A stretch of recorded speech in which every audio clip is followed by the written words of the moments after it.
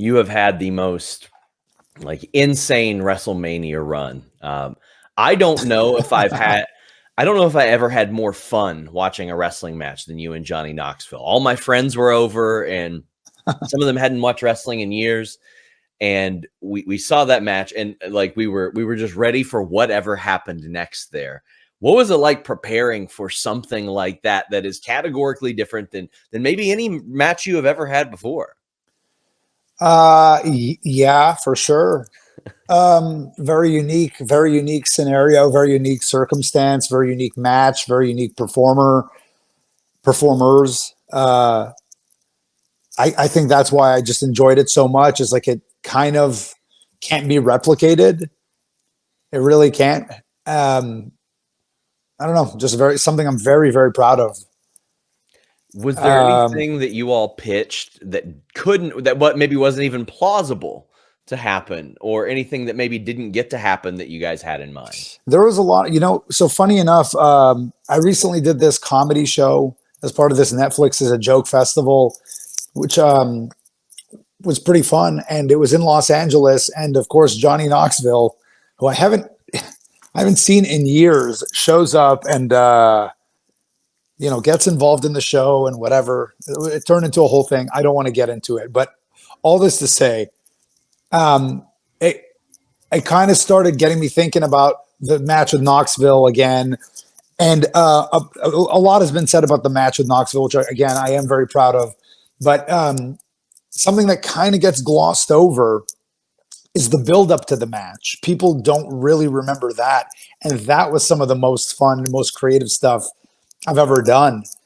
And there was a lot more in the build up that I wanted to do that we never got to do.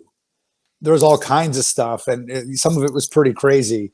But that's the stuff that I remember really investing into. That was really like a precursor to the Bloodline. I mean, quite literally, actually, because that story and the humiliation coming out of that match was what, from a character perspective and from a storyline perspective, was like the fuel for respect that the character needed to seek out the Bloodline. But in another sort of way, from a creative perspective, it was a precursor because of just the mental energy and the creative juices and all that into how to construct a story and how to get us there. And again, a lot of really unique things. Like, I mean, him putting out my telephone number and me getting all these calls and like answering FaceTimes from the fans and all that kind of stuff. There's no other match you'll ever do where part of the build up to the match is answering FaceTime calls from fans while you're in the bathtub. Like that just, you know what I mean? I've never done that before. I'll never do it again. And actually I kind of got addicted to it at one point where I was doing these loops, like driving town to town from live event to live event. And the phone just wouldn't stop. So it would like kill the drive. 3 hours, I'd just be answering calls. And actually, like I grew to enjoy it because it was an interaction with fans in a way that simply just didn't exist. It's never existed before, and it'll never exist again, where you just have a wrestler's phone number and then you call him and he answers. And he's like, I would start out in character sometimes and I'd answer the call like, what do you want? Stop calling. And they're like, this isn't Sami Zayn, is it? Like, it's Sami Zayn. You called me. And they're like, oh my God, it's actually him. And then like you would hear the excitement of them getting their friends and family into the room. Like, it's him. He picked up. And then it was just so exciting for me to feel their excitement.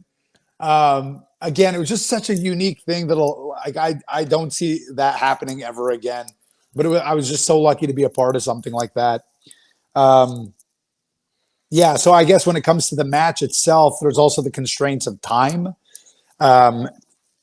Especially with WrestleMania being a heavier show, there were more ideas I want to do with respect to the actual match itself, but you just don't get time.